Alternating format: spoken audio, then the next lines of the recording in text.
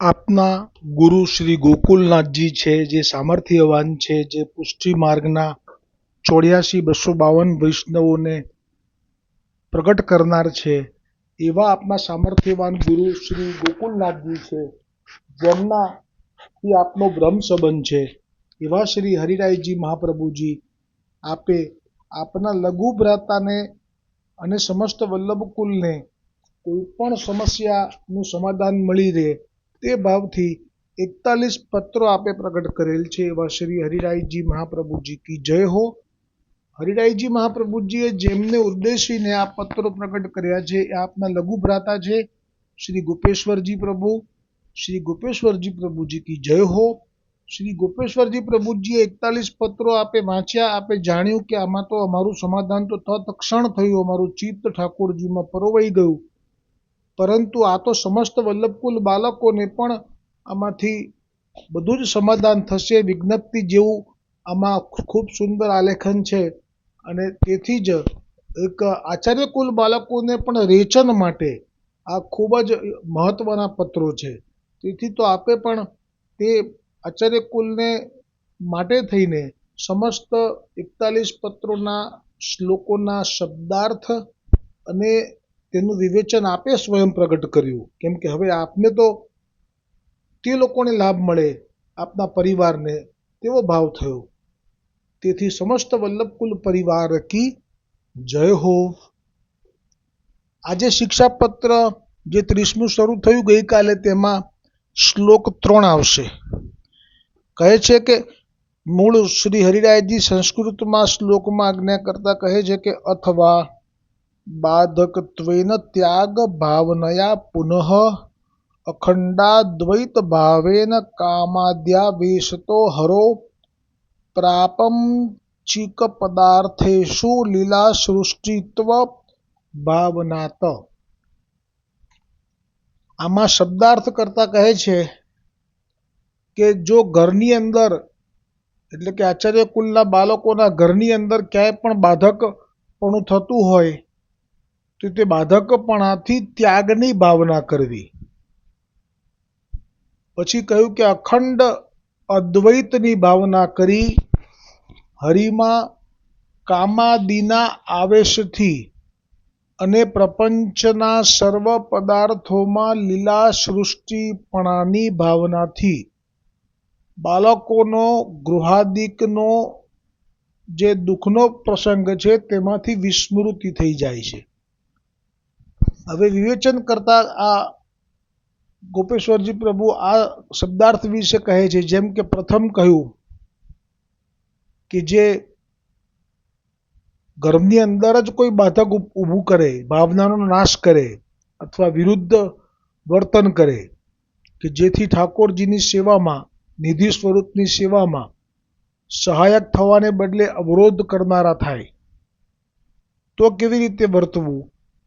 તો કહે છે કે શ્રી કૃષ્ણની સેવામાં સ્ત્રી, પુત્ર અથવા તો દેશ, એટલે કે જ્યાં આપ બિરાજી રહ્યા છો વલ્લભકુલ બાળકો, તે દેશ બાધક હોય તો તેનો ત્યાગ કરવાની ભાવના મનમાં કરવી. જેવી રીતે વૈષ્ણવો માટે હરિરાયજીએ શિક્ષાપત્રમાં કહ્યું છે કે કોઈ પણ અવળું વર્તન હોય કે દૈવી જીવ ઘરમાં ન હોય કે જે પ્રતિબંધ કરતો હોય, તો એવા સમયે એકદમ તો છોડી ન શકાય. એમ છોડવામાં એમાંય અબળા એટલે સ્ત્રીઓને તો વધારે બગાડ થવાની શક્યતા રહે. એટલે એ વખતે જે આજ્ઞા કરી છે કે મનથી ઠાકોરજીને પ્રાર્થના કરવી અને મનથી ત્યાગ કરી દેવો, પછી ઠાકોરજી યથા સમયે યોગ્ય કરશે. એ જ વાત અહીંયા આચાર્ય કુલ બાળકો માટે પણ હરિરાયજી કરી રહ્યા છે કે જો નિધિ સ્વરૂપ એવા ઠાકોરજીની સેવામાં સ્ત્રી, પુત્રાદિક તથા દેશ જો બાધક હોય તો તેનો ત્યાગ કરવાની ભાવના મનમાં કરવી. શ્રી કૃષ્ણનું અખંડ અદ્વૈત વિચારી. શ્રી કૃષ્ણ અદ્વૈત એટલે એક જ, દ્વૈત એટલે બે. તો અહીંયા અખંડ શા માટે કીધું કે એક જ કેમ વિચારવાનું કીધું અદ્વૈત શ્રી કૃષ્ણને જોવા? તો કે શ્રી કૃષ્ણ સર્વ સ્થળે સદા બિરાજે છે એમ વિચારી કામાદિકનો આવેશ પ્રભુમાં કરવો.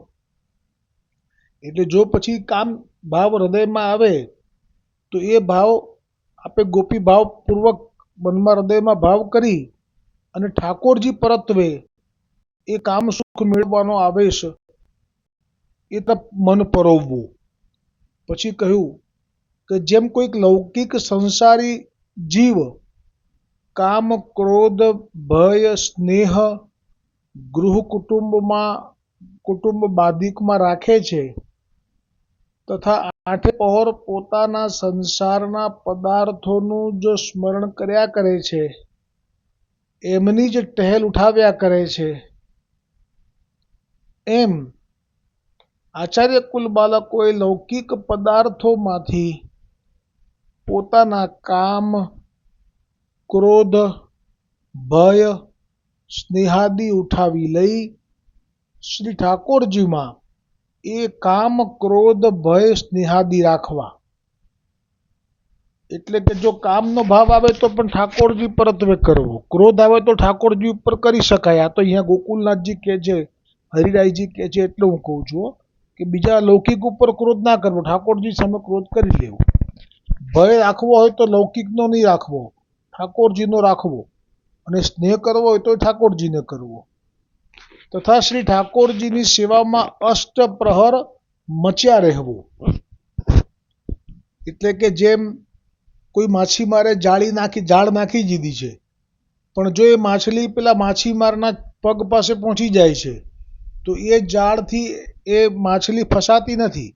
એવી રીતે જે પણ ના ઘરમાં આવો ગૃહ પ્રપંચ શરૂ થઈ જાય છે તો એ પ્રપંચથી બચવા માટે માછીમારના ચરણની જેમ અહીંયા શ્રી ઠાકોરજીની સેવામાં જ અપરશ કરી અને એ સેવામાં એવી રીતે મચ્યા રહેવું કે પછી એ જે ગૃહ પ્રપંચ છે એનો સ્પર્શ ના થઈ શકે. આવી સુંદર આપણે આજ્ઞા કહી છે. પછી કહ્યું કે પ્રભુ શ્રી કૃષ્ણ એ પૂર્ણ પુરુષોત્તમ નંદસુનુ મારે ત્યાં બિરાજે છે, તો તેમને સેવામાં કેવી રીતે સુખ પ્રાપ્ત થાય, એમને કેવી રીતે કોઈ પણ જાતનો શ્રમ ન થાય, એ પ્રકારના વિચારો તથા કાર્યો એ મનમાં ચાલી રહેવા જોઈએ. આજે આવો ઉત્સવ છે તેથી આ સામગ્રી શ્રી ઠાકોરજીના આરોગ્ય આવી જોઈએ. એ પ્રકારે શ્રી ઠાકોરજીને વિવિધ ભોગ જે પ્રકારે પ્રાપ્ત થાય તેવા વિચારો તથા તેવી જ ક્રિયાઓ આઠે પ્રહર લીન થઈને કરવી, લીન થઈને રહેવું. આમ શ્રી કૃષ્ણની સેવામાં ચિત્ત વ્યગ્ર થવાથી ધીમે ધીમે પ્રપંચની વિસ્મૃતિ થઈ જાય છે. આ પ્રપંચના પદાર્થોમાં લીલા સૃષ્ટિની ભાવના કરવી. એટલે કેટલી બધી આપે કૃપા વિચારી કે આ જે પ્રપંચ છે એ જે આપણને દુઃખ આપી જાય છે તો એ ક્યારે ના આપી શકે? તો કહે છે કે જ્યારે આચાર્ય બાલક ઠાકોરજીની સેવામાં તન્મય થઈ જાય અને એ પછી આ પ્રપંચ સામે ચાલીને ખરી પડે એટલે કે વિસ્મૃત થઈ જાય. અને પછી કહ્યું કે છતાંય પણ જો થોડો ઘણો પણ પ્રપંચનો અનુભવ થાય, કેમ કે હવે ઠાકોરજી તો પોડી ગયા, પછી તો પેલી જાળ તો એમની એમ જ છે માછલી ફસાવાવાળી, તો હવે શું કરવું? તો કહે છે કે થોડોક ટાઈમ માટે તો જાળમાં પુરાવવું પડે તો ભલે પુરાવવું, પણ એ વખતે ભાવ શું રાખવો? તો કહ્યું કે લીલા સૃષ્ટિની ભાવના કરવી. તેમાં મુખ્ય વિચાર એ રાખવો કે શ્રી કૃષ્ણની સેવામાં જે પદાર્થનો વિનિયોગ છે તે સ્વરૂપાત્મક છે, તથા શ્રી કૃષ્ણની સેવામાં જે પદાર્થનો ઉપયોગ થતો નથી તે માયા પદાર્થ સંબંધી આસુરી છે. એટલે એ વખતે એ જે પ્રપંચ કરનારા ઘરની અંદરના જે જીવો છે એમના માટે એમ જ ભાવ રાખવો કે આ ઠાકોરજીની સેવામાં ઉપયોગમાં આવતા નથી એટલે એ આસુરી છે. એટલે એમનાથી મનમાં ત્યાગ કરીને જ જીવન પૂરું કરવું. ત્યાં સુધીમાં પ્રભુને જે લીલા કરવી હશે એ પ્રભુ કરી શકશે, કરતુમ અકર્તુમ છે. અને આ ભાવ રાખવો કે પ્રભુ તો સંસાર વેરી છે, અને આ ભાવ રાખવો કે નિજ ઈચ્છા હરિ નિજ ઈચ્છા કરીષ્યતિ. એ સાથે આજે આ ત્રીજો શ્લોક અહીંયા વિરામ પામ્યો. આવતીકાલે 4, 5 અને 6 શ્લોક સાથે આવશે. બોલો શ્રી હરિરાયજી મહાપ્રભુજી કી જય હો.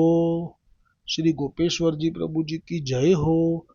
समस्त वल्लभ कुल परिवार की जय हो.